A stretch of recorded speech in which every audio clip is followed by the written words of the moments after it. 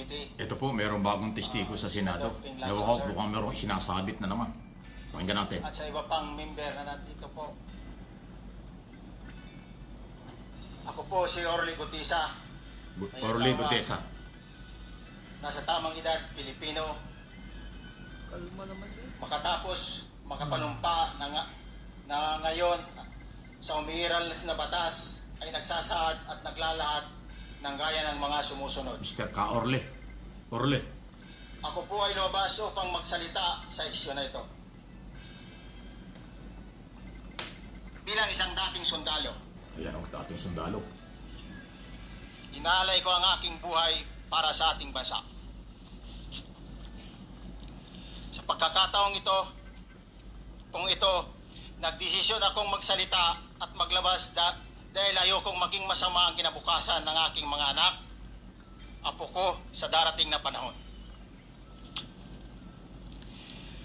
Ayoko pong naririnig ko at napapanood ko sa pagdinig ng Blue Ribbon Committee at ngayon ko po napagdugtong-dugtong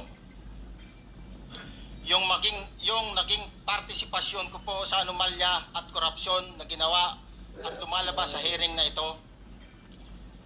Yung palang pera na binubuhat namin at dinedeliver mula sa masamang gawain na nagdulot ng baha na ikinamatay ng tao at imbis na gamitin ang pera sa edukasyon, medikal at programa na mapunta lamang pala sa bulsa ng mga politiko. Mabigat po sa akin magsalita dahil may pamilya ako. Apat ang anak ko, nag-aaral pa.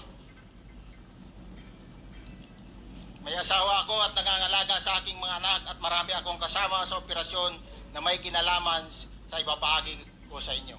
Wow. Nagtatrabaho lang po kami ng mga kasama kong sundalo sa Philippine Marines. Huwag sana isipin na aking mga kasama Uy, sundalo ito. Matindi ha. Pakinggan natin ha. na nagtatraidor ako. Pakinggan natin ha. Ako sa aming trabaho at pinagsamaan dahil pare-parehas kaming may pamilya at gusto lang naman naming ayusin ang kinabukasan ng bawat isa. Wala akong iniisip na kapahamakan para sa kanila, bagkus ang gusto ko lang maiayos ang kinabukasan ng bayan at lahat kami. Noong December 5, 2004, 2004. na-hire ako bilang security consultant sa Ako Bicol Party List or AKB kay Congressman Saldico. 2004. Wow. At nasimula ng duty ko kay Congressman Saldico. Bawat umaga, nagre-report ako sa BGC sa Horizon, sa Bonifacio Global City, kung saan nakatira si Kong Saldico. Tuwing may duty at detailed ako sa basura, it means itong basura, ito yung box ng pera na pinag-uusapan natin sa kasalukuyan. Mr. Gutesa, mag-stick ka lang sa binabasa mo. Huwag ka nang nag-a-adlib. Kung ano yung nandito, basahin mo lang. Yes, Your Honor. Tuwing may duty detail ako sa basura, pumupunta kami sa 28 Ladybug Corner, Dragonfly, Valle Verde 6, Pasig City. Tagabuhat lang ako ng malita ng basura. Ang ibig sabihin ng basura ay malita na may lamang pera. Wow. Ang bawat malita ay may lamang humigit kumulang 48 million pesos.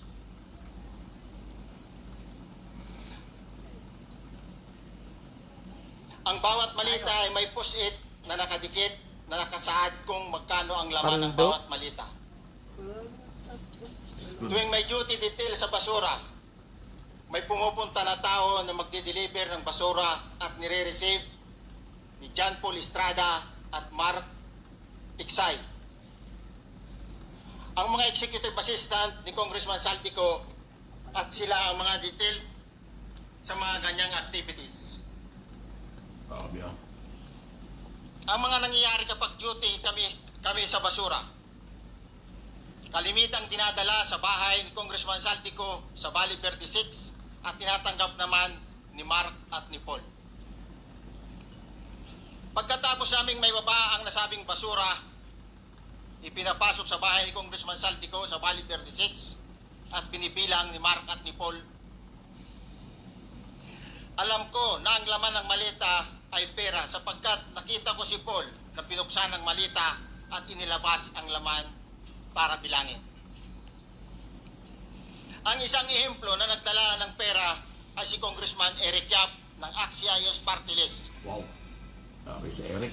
46 na malita ang dala niya sa bahay ni Congressman Saldico sa Bali 36. Wow. Pagkatapos mabilang, isinakay namin sa mga sakyan patungo sa Horizon Residence sa Taguig. At dumiretso kami sa basement upang may baba ang nasabing basura. Eric Yap, party list. CIS. Bago ibaba ang nasabing basura, ito, Merong napuputol sa binabasa mo eh. Huwag kang magmadali. Huwag kang magmadali. naputol na. Ulitin mo yung paragraph 20. Kaya, inulit ha. Sundalo po ito na Putol na siya. bodyguard. Ha? Naputol. Ano nangyari? Saldico at saka Eric Yap daw ng CIS party list. Mukhang iba yung hawak-hawak ni Marcoletang statement kaysa sa hawak-hawak na nagbabasang testigo raw, Orly. Na sundalo, Marines. Wow. Naputol. Dali, ayusin natin ho ito dahil katawa na kasi putol na daw yung kanyang statement. Bakit magkaiba? Pagkatapos, mabilang ang sinasakay namin sa mga sakyan patungo sa Horizon Residence, Taguig. Pagdating sa Horizon Residence, dumidiretso kami sa basement upang may baba ang nasabing basura at dalhin sa unit ni Pera Congressman ng bayan, Saldico basura ang tawag, sa 56th floor sa nasabing lugar kung saan siya nakatira. 56th floor, taas ng building. Bago ibaba ang nasabing basura, ito ay bawas na. Halimbawa, nag-akyat kami ng 46 na malita. Dami yun, no? Ibababa lamang namin ay 35 malita para i-deliver sa bahay ni House Speaker Martin Romualdez sa 42 McKinley Street. Yeah, sabit na si Speaker. Ang labing isang malita ay naiwan sa taas ng 56th floor sa Horizon Residence. Humigit kumulang 3 beses ako mismo ang nag-deliver ng basura sa bahay ni Congressman Saldico sa Horizon Residence at sa mga bahay ni Speaker Romualdez sa 42 McKinley Street, Taguig. Wow, McKinley, andun yung bahay talaga niya. Mas maraming pagkakataon na nagde-deliver kami ng basura sa bahay ni Speaker Romualdez Ayan na. at sa bahay ni Congressman Saldico dahil iba-iba kaming mga nakadetailed na close-in, backup at advance party na nagkakaroon ng rotation. Sa huli, Tinamay na. ako po ay nagnanais na mapasailalim sa Witness Protection Program dahil alam ko po nanganganib ang buhay ko at ang aking pamilya sa ginawa kong paglalahad na ito. Sa katotohanan na ang lahat ay nilagdaan ko, ang salaysay na ito ay kusang loob at walang anumang pamimilit at bunsod lamang na hangarin matulungan ang ating bansa. Ito po ay nilagdaan ko, Your Honor. Thank you, Orly. Before you proceed, meron lang ako papakitang Orly, ha? litrato sa iyo. Atende. I-confirm mo, kasama na rin si Bryce, kung yan ba si Paul na binabanggit mo.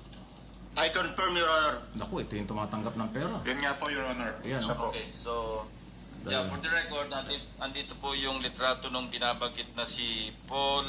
Ito yung taga-receive ng pera. Palyato nito. Ayan, no? Yari na. John Paul Estrada, di ba? Oh, Estrada. Yes, Your Honor. Thank you very much. Thank you. You may continue, Senator Macleod. Thank you, Mr. Chair. Hindi. Mr. Gutesa, Gutesa. Orly. dito sa iyong paglalahad ay gumawa ka ng isang paghalimbawa inihalimbawa mo si Congressman Eric Yap, ngunit Basura. isang tagpo lang yun eh. Ikaw ay na-hire ni Representative Saldi. Matindi po ito Yan po yung pinakabago. Naku, ano po yung masasabi dyan?